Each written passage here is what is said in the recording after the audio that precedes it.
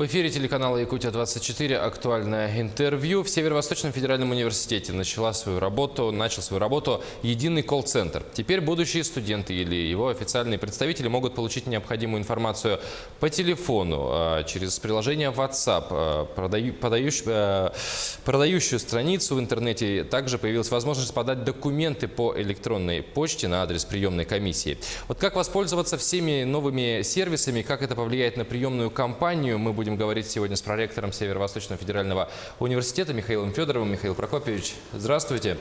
Здравствуйте, Павел. Вот, собственно, это какая-то немного нетрадиционный подход к приемной комиссии, можно сказать, современный в какой-то степени. Как можно воспользоваться?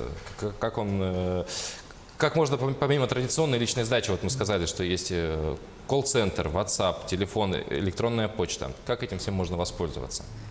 Ну, это вопрос очень актуальный, потому что к нам очень много обращений, особенно от выпускников колледжей, это среднее профессиональное образование.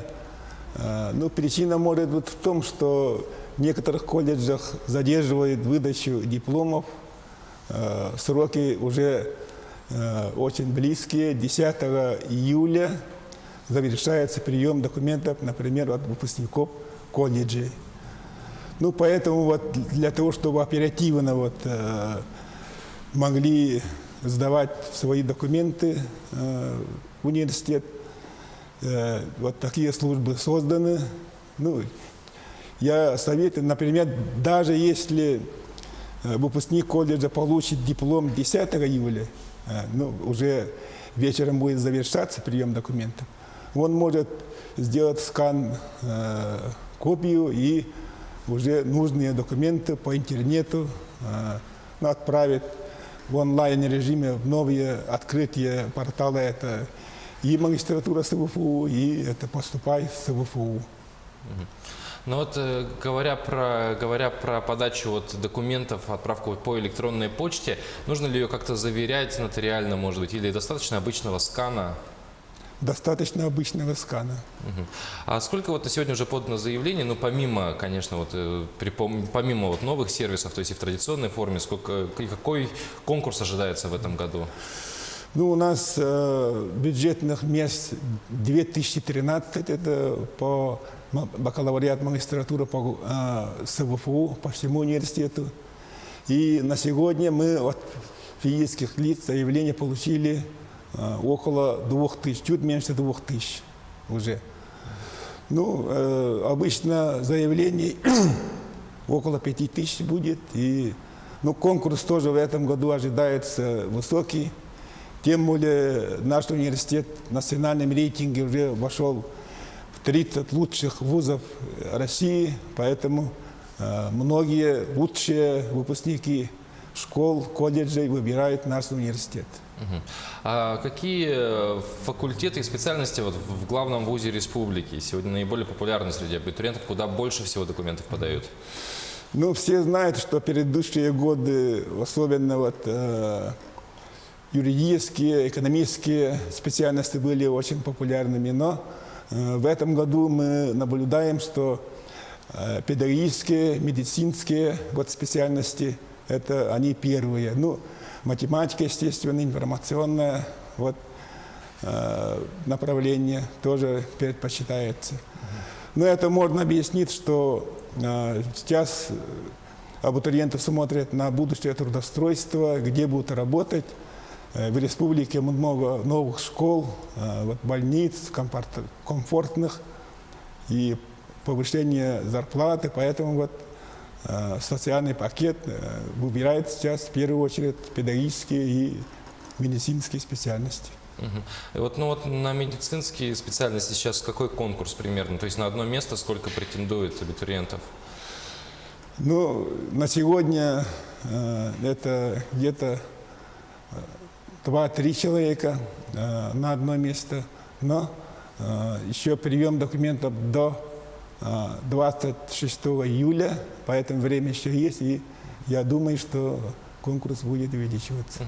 Ну и подводя черту про конкурс на одно место, вот тот же медицинский, допустим, в прошлом году сколько человек претендовали, то есть уже понятно, все документы были поданы, еще раз обновим информацию. Но там тоже вот разные направления, специализации, вот, это лечебное дело, педиатрия и так далее, и там конкурсы разные. Поэтому это доходило до 7, там, ну, по стоматологии еще выше, там, человек около 20 на одно место.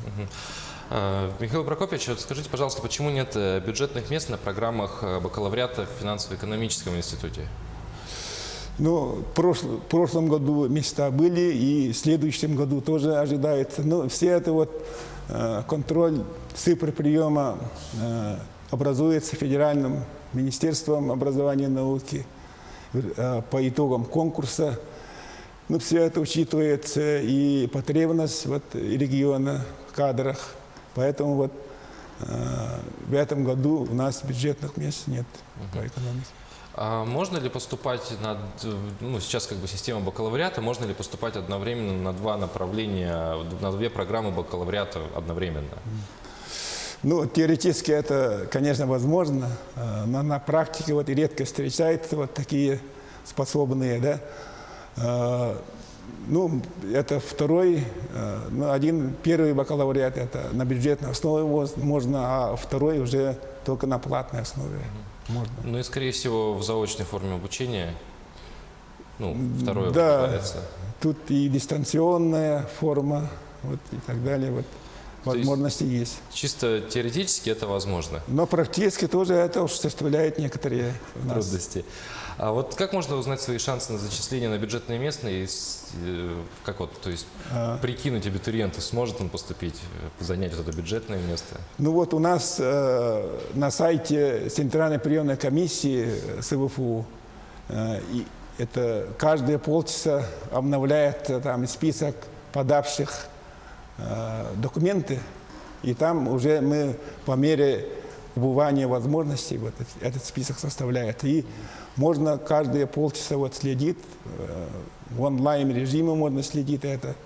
И сколько бюджетных мест, и ну, свои шансы там можно прикинуть как-то, да? Прикинуть, да. Ну, хорошо, мы поговорили про бюджетные места, всегда еще остаются и коммерческие места, за которые студенты сами оплачивают за обучение. И вот будет ли меняться стоимость обучения на платных местах в течение срока обучения? Или же вот как поступил студент, ему вот назвали, грубо говоря, цену за семестр, и вот такую цену он в течение всего обучения платит? Ну, у нас вот стоимость услуг по обучению мы не допускаем изменения. Но только за исключением того, что если вот федеральный бюджет примет в связи с инфляцией какие-то там изменения, вот, допустим. Кроме этого, вот, это небольшие изменения совсем. Изменений нет.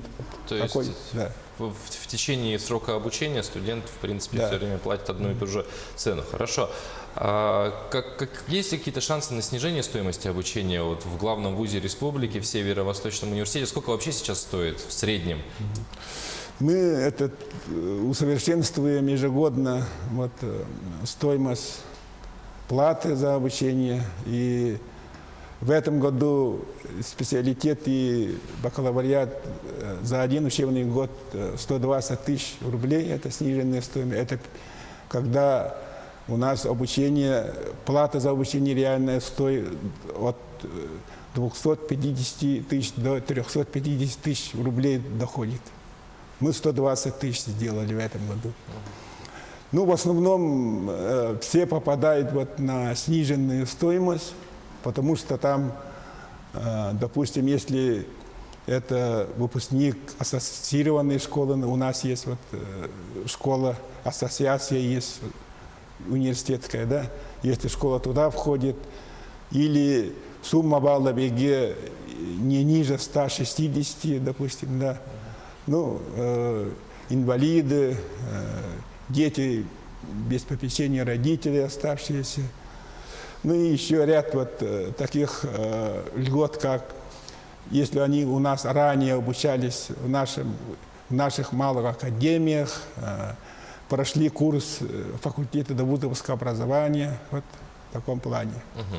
Ну вот, говоря про цену, опять же, обучения, да, Северо-Восточный федеральный университет попал в топ-30 вузов страны. И вот, допустим, какое-то вот сравнение в плане цены за обучение между вот рядом стоящими вузами, то есть, которые рядом с нами в рейтинге разместились. То есть у нас дешевле или дороже, или, может быть, одинаково? У нас дешевле получается очень многих вузов.